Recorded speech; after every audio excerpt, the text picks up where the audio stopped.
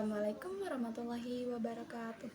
Halo semuanya, perkenalkan nama saya Anggun Cahaya Putri. Saya dari kelas 12 MIPA 3. Di sini saya akan membahas 10 soal TK biologi dengan tema keanekaragaman hayati dan ekologi. Sebelumnya, apa sih keanekaragaman hayati dan ekologi? Yang pertama, keanekaragaman hayati. Keanekaragaman hayati atau biodiversitas adalah keanekaragaman makhluk hidup di bumi, termasuk hewan, tumbuhan, mikroorganisme, dan ekosistem tempat mereka hidup. Dan yang kedua, ekologi. Ekologi adalah ilmu yang mempelajari hubungan timbal balik antara makhluk hidup dengan lingkungannya. Nah, mari kita langsung membahas soalnya.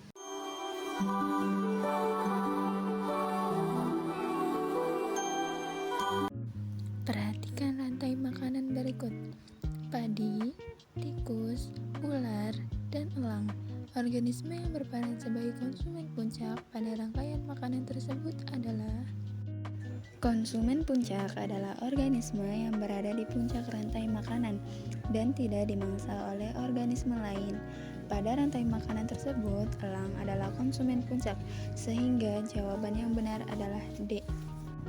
Pernyataan berikut ini yang tidak termasuk dalam contoh keanekaragaman hayati tingkat gen adalah: keanekaragaman hayati tingkat gen adalah variasi genetik dalam suatu spesies.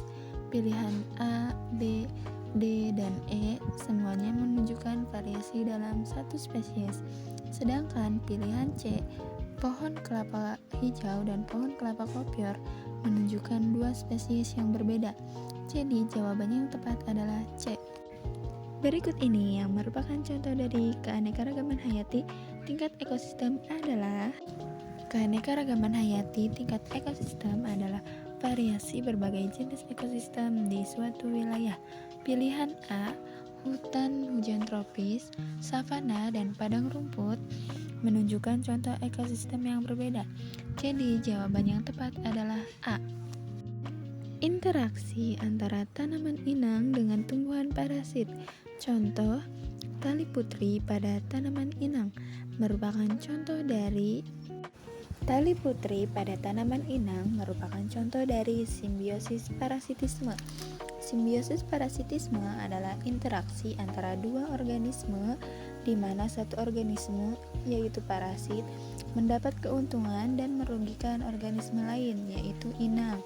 Jadi jawaban yang tepat adalah C. Berikut ini yang merupakan faktor-faktor keanekaragaman hayati, kecuali faktor genetik, lingkungan, perubahan iklim, dan introduksi spesies baru, semuanya dapat mempengaruhi keanekaragaman hayati. Kepadatan penduduk tidak secara langsung mempengaruhi keanekaragaman hayati, meskipun dapat mempengaruhi habitat dan sumber daya, yang pada gilirannya dapat mempengaruhi keanekaragaman hayati. Jadi jawaban yang tepat adalah E. Ekosistem yang ditandai dengan curah hujan tinggi, suhu hangat sepanjang tahun, dan kelembaban tinggi adalah hutan hujan tropis. Memiliki ciri-ciri tersebut karena letaknya di daerah tropis dengan curah hujan yang tinggi. Jadi jawaban yang tepat adalah C. Piramida ekologi yang menggambarkan aliran energi dari produsen ke konsumen adalah: jawabannya adalah piramida energi, karena piramida energi menggambarkan aliran energi dari satu tingkat tropik ke tingkat tropik berikutnya. Jadi jawaban yang benar adalah C. Berikut ini yang merupakan contoh interaksi kompetisi dalam suatu ekosistem adalah: jawabannya adalah C, karena kompetisi terjadi ketika dua organisme atau lebih bersaing untuk mendapatkan sumber daya yang sama.